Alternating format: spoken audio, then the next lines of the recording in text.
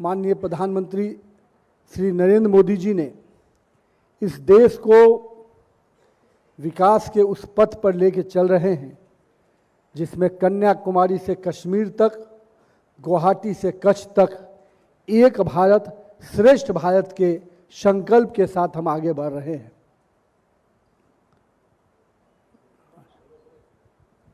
நான் காலையிலே இருந்து பல்வேறு நிகழ்ச்சியிலே கலந்து கொண்டு இருக்கின்றேன். அதேபோல நம்முடைய பெருமை மிகு பிரதமர் நரேந்திர மோடி அவர்களுடைய வளர்ச்சிக்கான யாத்திரை கூட இந்த நாளிலே குறிப்பிட விரும்புகின்றேன். கடந்த காலத்தில் கன்னியாகுமரி முதல் காஷ்மீர் வரை பல்வேறு நம்முடைய வளர்ச்சிக்கான திட்டங்கள் இருந்திருக்கின்றது.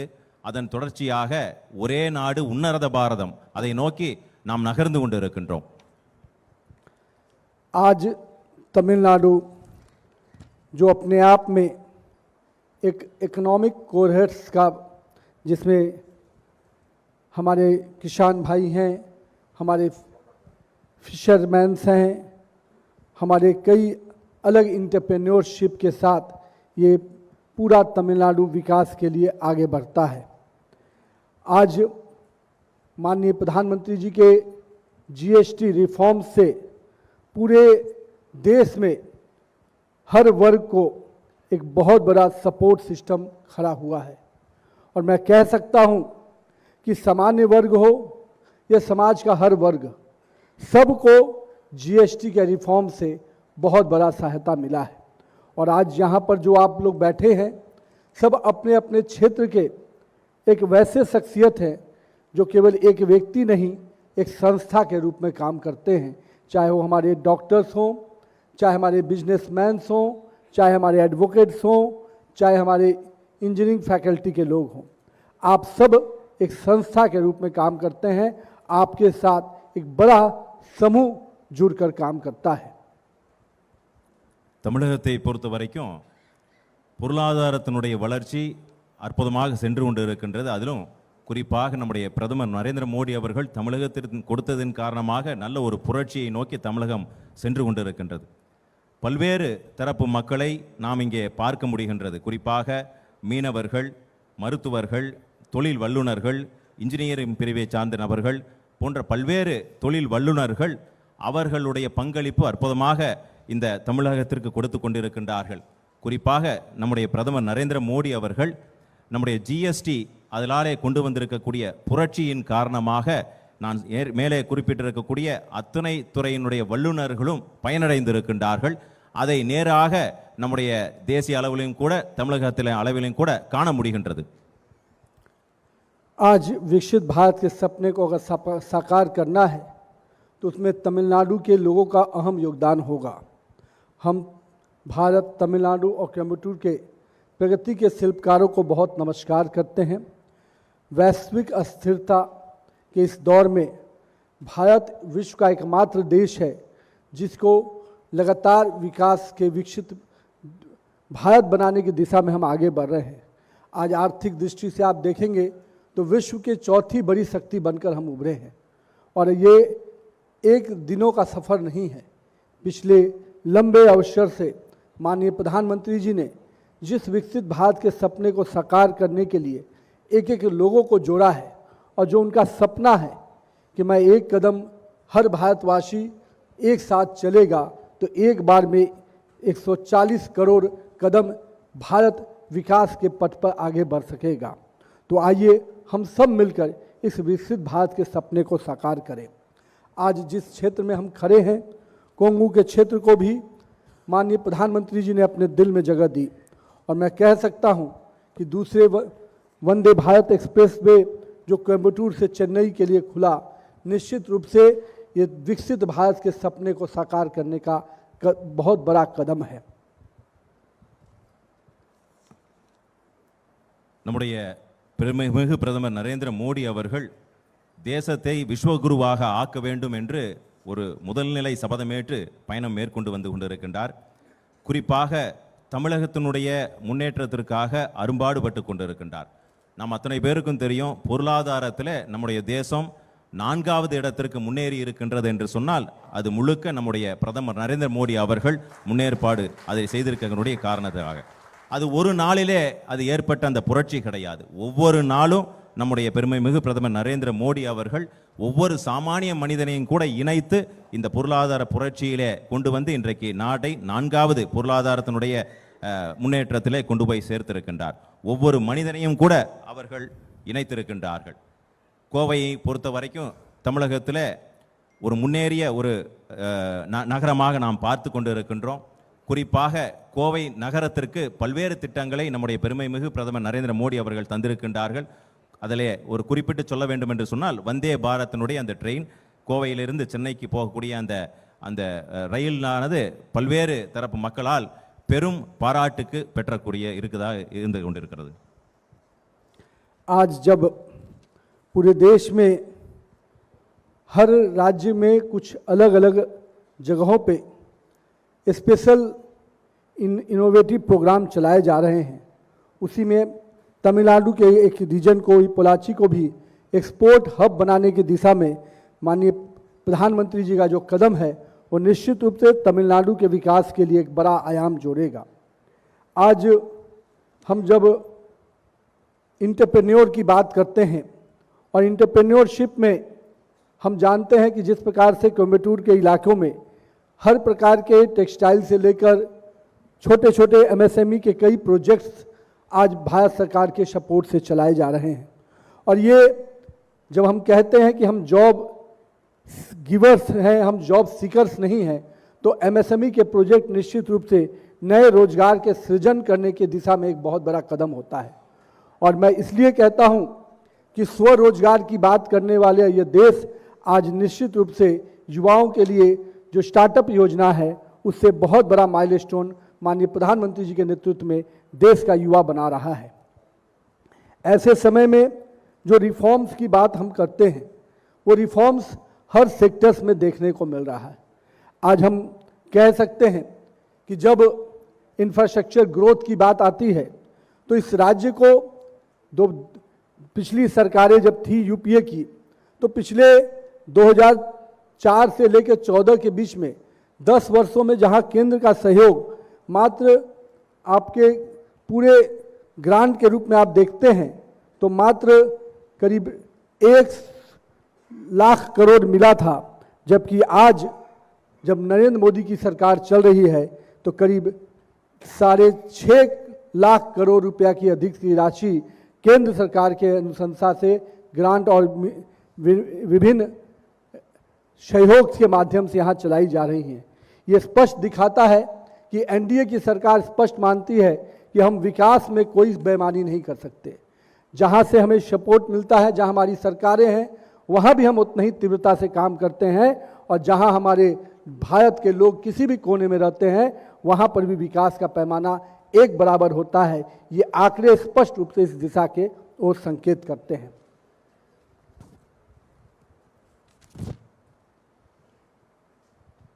குறிப்பாக கோவை பகுதியை மையமிட்டு சொல்ல வேண்டும் என்று சொன்னால், இங்கே இருக்கக்கூடிய டெக்ஸ்டைல் துறையிலே பல்வேறு புரட்சிகளின் மூலமாக நம்முடைய அரசாங்கம் பல்வேறு சலுகைகளை கொடுத்திருக்கின்றது.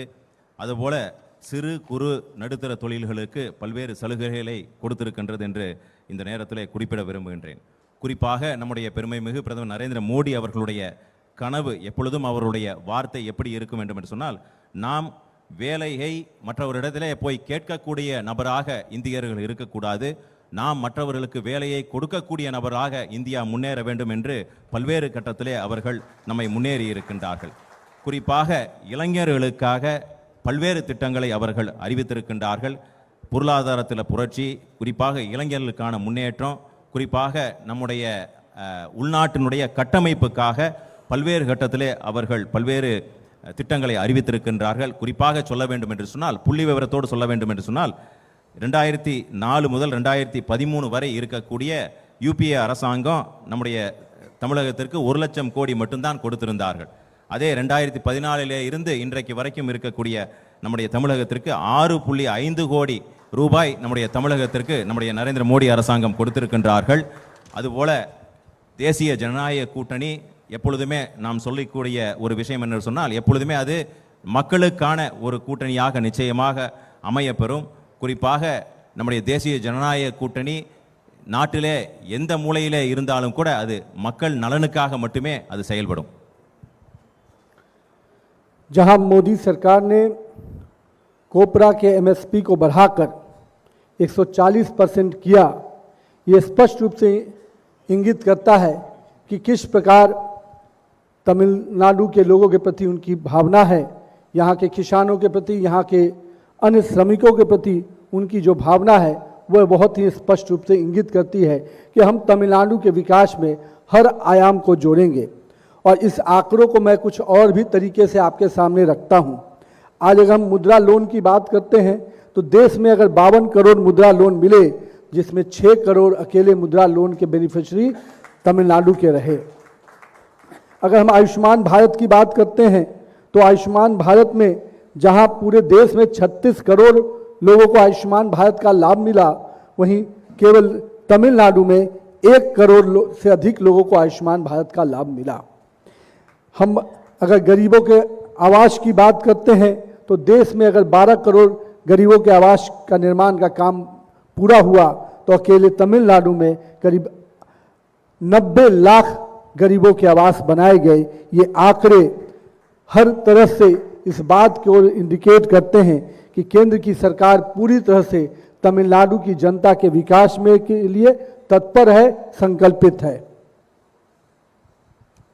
பல்வேறு திட்டங்களில் ஏற்கனவே குறிப்பிட்டிருந்தேன். குறிப்பாக தமிழகத்தை பொறுத்த வரைக்கும் நம்முடைய பிரதமர் நரேந்திர மோடி அவர்கள் பல்வேறு திட்டங்களை அறிவித்திருக்கின்றார். குறிப்பாக விவசாயிகளுக்கான நேரடி மானியம் அவருடைய வங்கி கணக்கில் கொண்டு போய் சேரக்கூடிய திட்டத்தில் எந்த இடர்பாடுகளும் இல்லாமல் அவர்கள் கொண்டு போய் திட்டத்தை அற்புதமாக செயல்படுத்தி இருக்கின்றார். புள்ளி விவரங்களோடு சொல்ல வேண்டும் என்று சொன்னால், நம்முடைய மருத்துவ காப்பீட்டு திட்டம் இந்தியா முழுவதும் பல்வேறு மாநிலங்களுக்கு அறிவித்திருக்கின்றார். குறிப்பாக தமிழகத்திற்கு 1 கோடி பயனாளிகள் மருத்துவ காப்பீட்டு திட்டத்தில் அதில் பயன்பெற்று இருக்கின்றார்கள். அதுபோக வீடு கட்டக்கூடிய திட்டத்தில் தமிழகத்தில் மட்டுமே 90 லட்சம் வீடுகள் இங்கே தமிழகத்திற்கு கட்டப்பட்டு இருக்கின்றது.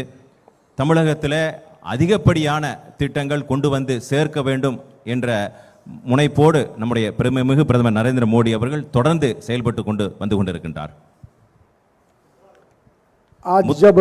சார், முத்ரா லோனை பொறுத்த வரைக்கும் தமிழகத்திற்கு 6 லட்சம் முத்ரா லோன் கடன் திட்டங்களை அவர்கள் தந்திருக்கின்றார்கள்.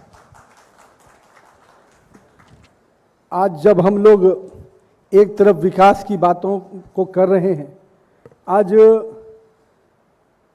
जहां टेक्नोलॉजी डेवलपमेंट सेंटर को सुलूर में करीब 1.5 लाख की मदद से 1.5 लाख एमएसएमई की योजनाओं को यहां पर शुरू करने की योजना बनी है, तो निश्चित रूप से यहां के युवाओं को रोजगार का एक बेहतर अवसर मिलेगा।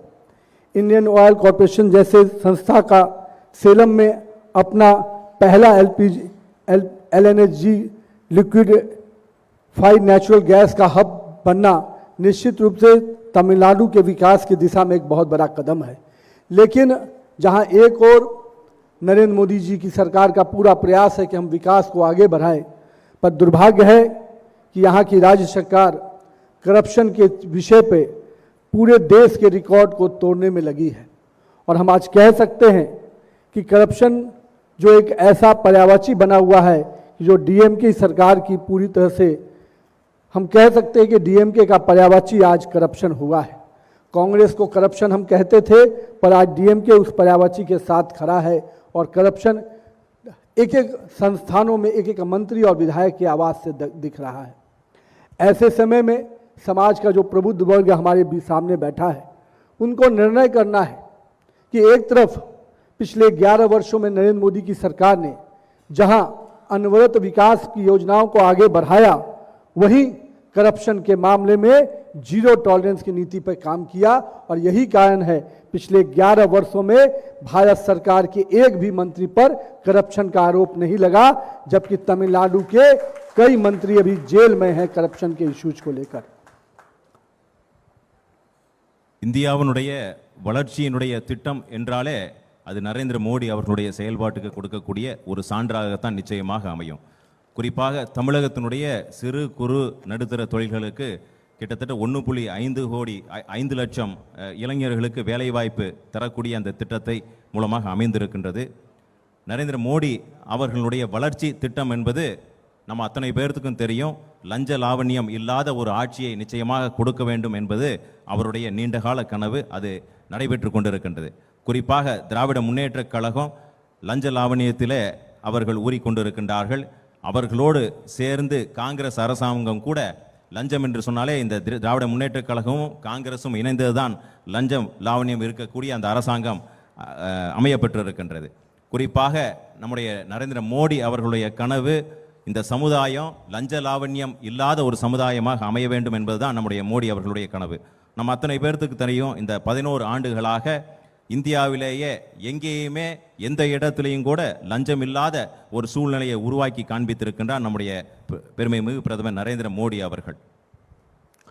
कोंगू बेल्ट जो अपने उद्यमशीलता आत्मीयता के लिए जाना जाता था, आज लगातार अपनी उपेक्षा और सुरक्षा के लिए देश के मानचित्र पर नजर आ रहा है। लगातार महिलाओं के बीच में बढ़ते अपराध, युवाओं के बीच में नशा कहीं ना कहीं पूरे इस इलाके के लिए एक चिंता का विषय है। और देश में जितनी भी सरकारें काम करती हैं वो महिलाओं की सुरक्षा को लेकर प्राथमिकता में रखती हैं, पर दुर्भाग्य है तमिलनाडु की सरकार का कि बच्चियों के साथ स्कूल कॉलेज में हो रही घटनाओं पर भी कोई गंभीरता से कड़े निर्णय नहीं लिए जा रहे हैं। ये स्पष्ट रूप से दिखाता है कि इनकी संवेदनशीलता कैसी है, जो न युवाओं की चिंता कर रहा है और न महिलाओं की चिंता कर रहा है। समाज के दो इस वर्ग को जो अपने चिंता में नहीं जोड़कर केवल सत्ता के गलियारे में कैसे अपने बेटे को सत्ता सौंपी जाए, इस खेल में लगे हुए हैं यहाँ के मुख्यमंत्री। कहीं ना कहीं अब समय आ गया है कि ऐसे मुख्यमंत्री को सत्ता से बाहर करने का। நம்முடைய கொங்கு பகுதி என்பது நம்ம அத்தனை பேருக்கு தெரியும், ஒரு முன்னேற்றத்திற்கான பகுதி. மற்ற பகுதிகளை விட தமிழகத்தை ஒப்பிட்டு பார்க்கும்போது கொங்கு பகுதி முன்னேற்றத்துக்கான பகுதி. ஆனால் ஒரு துர்பாகியமான ஒரு விஷயம் என்னவென்று சொன்னால், தொடர்ந்து நம்முடைய பகுதியில் பாதுகாப்பு, குறிப்பாக பெண்களுக்கான பாதுகாப்பு கேள்விக்குறியாகி இருக்கின்றது. குறிப்பாக குழந்தைகள் மீது நடக்கக்கூடிய வன்முறைகள், அட்டூழியங்கள் அதிகரித்து கொண்டிருக்கின்றது. குறிப்பாக கல்லூரிகளிலே நாம் பார்க்கின்றோம், தொடர்ந்து அங்கே கல்லூரி மாணவிகள் மீது வன்முறை, அட்டூழியங்கள் நடந்து கொண்டிருக்கின்றது. நம்முடைய பிரதமர் அவர்களுடைய கனவு எந்த சமுதாயமாக இருந்தாலும் சரி அது பாதுகாப்பான சமுதாயமாக இருக்க வேண்டும் என்று இந்தியா முழுவதும் ஆசைப்படுகின்றார். குறிப்பாக தமிழகத்திலே அதிக கவனம் செலுத்தி கொண்டிருக்கின்றார். அதையெல்லாம் நாம் பார்க்கின்ற பொழுது இந்த ஆளுகின்ற திராவிட முன்னேற்ற கழக அரசாங்கம் இந்த மண்ணை விட்டு அகற்றப்பட வேண்டும் என்பது மட்டும் சர்வ நிச்சயமாக தெரிகின்றது. यहाँ की डीएमके सरकार न डेवलपमेंट समझती है और न डेवलपमेंट पे विश्वास करती है। यहाँ की जो संस्कृति है, जो अपनी भारत की संस्कृति और तमिलनाडु की जो संस्कृति रही है, उस संस्कृति को भी लगातार कुठाराघात किया जाता रहा है। यहाँ के मुख्यमंत्री ने जिन तरह के शब्दों का, उनके पुत्र ने जिस प्रकार के शब्दों का प्रयोग किया है वो हम सभी भली भांति परिचित हैं। लेकिन ये समय है कि जिसने सनातन को गालियां दी हो उसको सजा देने का काम तमिलनाडु की जनता करेगी, ऐसा हम विश्वास करते हैं। और इसलिए जिस प्रकार से कार्तिक दीपम पावन अवसर पर जो दीपोत्सव कार्यक्रम को रोकने का प्रयास यहाँ की सरकार ने किया और जिस प्रकार से न्यायालय का भी अपमान किया, जो लोग संविधान की दुहाई देते हैं उन्होंने संविधान को तार तार किया है। और ये समय है कि जिन्होंने भारतीय संस्कृति, तमिलनाडु की संस्कृति को जो चुनौती देने का काम किया है, सनातन की संस्कृति को जो चुनौती देने का काम किया है, वैसी सरकार को और उस सरकार के नुमाइंदों को भी सजा देने का वक्त आ गया है। मैं आप सबसे यहाँ पर आग्रह करने आया हूँ कि आप का व्यवसाय, आपके प्रोफेशनल्स वर्किंग आने वाले समय में इस तमिलनाडु को बनाने में काम आएंगे। भारत की सरकार हर वो मदद करने को तैयार है जिससे तमिलनाडु के एक एक घर में हम विकास की रोशनी जला पाएं। लेकिन इसके लिए सबसे बड़ी बात है एक ऐसी सरकार जो समाज के हर वर्ग को लेके चले, समाज में सम्मान का प्रतीक हो, महिलाओं के प्रति, युवाओं को आगे बढ़ाने की इच्छा हो और कहीं ना कहीं यहाँ के समाज जो किसान वर्ग है, गरीब वर्ग है, पिछड़ा है, दलित है, उन सब वर्गों को कैसे साथ लेके चलने का प्रयास हो, वो ऐसी सरकार बनानी है। முன்னேற்றத்தை பொறுத்த வரைக்கும் தமிழகத்தின் மீது அதிக கவனம் செலுத்தி வருகின்றார். குறிப்பாக பிரதமர் நரேந்திர மோடி அவர்கள் தமிழகத்தினுடைய பாரம்பரியம் கலாச்சாரத்தின் மீது மிகுந்த அன்பும் பற்றும் பாசமும் வைத்திருக்கின்றார். இருந்தாலும் கூட இங்கே நடக்கக்கூடிய அட்டூழியங்கள், குறிப்பாக தமிழன் மீது நடக்கக்கூடிய அட்டூழியங்கள் மிகுந்த கவலை அளிக்கின்றது. இங்கே இருக்கக்கூடிய சில அமைச்சர்கள் பேசுகின்ற பேச்சு அருவருக்கத்தக்க பேச்சாக இருந்து கொண்டிருக்கின்றது. குறிப்பாக நம்முடைய கலாச்சாரத்தின் மீதும் சனாதன தர்மத்தின் மீதும் நம்முடைய ஆன்மீகத்தின் மீதும் அவர்கள் மிகுந்த கொச்சையோடு அவர்கள் பேசி வந்து கொண்டிருக்கின்றார்கள். சமீப காலமாக நம்முடைய திருப்பரங்குன்றத்திலே நடந்திருக்கக்கூடிய அந்த நிகழ்வு அத்தனை பேர்த்துக்கும் தெரியும். அங்கே தீபத்தை ஏற்றச் சென்ற அத்தனை பேர்த்தின் மீதும் தாக்குதல் நடத்தி ஒரு உயிர் சேதம் கூட ஏற்பட்டு இருக்கின்றது. அதனால நமக்கெல்லாம் ஒரு சவால் காத்து கொண்டிருக்கின்றது. இந்த அரசாங்கம் அப்புறப்படுத்த வேண்டும், இந்த அரசாங்கம் தமிழகத்தை விட்டு அப்புறப்படுத்த வேண்டும் என்ற சபதத்தை நாம் ஏற்க வேண்டும். நம்முடைய அரசாங்கத்தை பொறுத்த வரைக்கும் தமிழகத்திற்கு அதிகமாக அக்கறை செலுத்துகின்ற அரசாங்கமாக இருந்து கொண்டிருக்கின்றது. குறிப்பாக நல்ல சமுதாயம் உருவாக வேண்டும், நல்ல இளைஞர்கள் உருவாக வேண்டும், விவசாயிகளுக்கு நல்ல திட்டங்களை எல்லாம் கொண்டு போய் சேர்க்க வேண்டும். குறிப்பாக பட்டியலின சகோதரர்களுக்கு எந்த பாதிப்பும் இல்லாத ஒரு சமுதாயம் அமைய வேண்டும் என்று தொடர்ந்து நம்முடைய பிரதமர் மோடி அவர்கள் பாடுபட்டு வந்து கொண்டிருக்கின்றார்கள். तो आइए हम सब मिलकर इस वंशवादी सरकार को उखाड़ फेंकें और एक विकसित भारत के सपनों वाली सरकार जो तमिलनाडु में भी बननी चाहिए, जो चेन्नई से जो आवाज़ निकले वो पूरी तरह से विकास के पैमाने पे हर गांव और कस्बे तक पहुंचे। तो इस विकसित सरकार बनाने के लिए एनडीए यानी वैसा गठबंधन जो विकास में अपना विश्वास करता है, और ये हमारे नेता आदरणीय श्री नरेंद्र मोदी जी हमेशा कहते हैं सबका साथ, सबका विकास, सबका विश्वास और सबका प्रयास। तो हम आप सभी से उस प्रयास के लिए आग्रह करने आए हैं कि एक ऐसी सरकार बने जो विकास के पैमाने पे तमिलनाडु को, लोगों को और तमिलनाडु की जनता को आगे लेके चले। एक विकसित तमिलनाडु कैसे बने जिसमें समाज के हर वर्ग के चिंता हो पाए, ऐसी सरकार बनाने का संकल्प करे। तो आप सबको इस अवसर पे मैं फिर से अपने तरफ से अभिवादन करता हूं कि आपने आज पूरे दिन एक इस कार्यक्रम में उपस्थित होकर समाज के सब वर्गों से जो लोग आए हैं मैं उनका अभिवादन करता हूं और यही आग्रह करता हूं कि चलिए अपने तमिलनाडु को, जो संस्कृति को तमिल काशी संगम के माध्यम से जो प्रधानमंत्री जी ने जो सपना देखा है पूरे देश को एकजुट करने का, विकास के पैमाने पे एक साथ चलने का, उसमें तमिलनाडु की जनता की भी भागीदारी रहे और हम सब मिलकर एक अच्छे विकसित तमिलनाडु की सपना को साकार करें। आप सबको बहुत बहुत धन्यवाद और मैं अपनी बातों को भारत माता की जय, वेट्रिवल वीरवल कहते हुए समाप्त करता हूँ। नो नंदरी। आप सबको बहुत बहुत धन्यवाद। जय तमिल, जय भारत।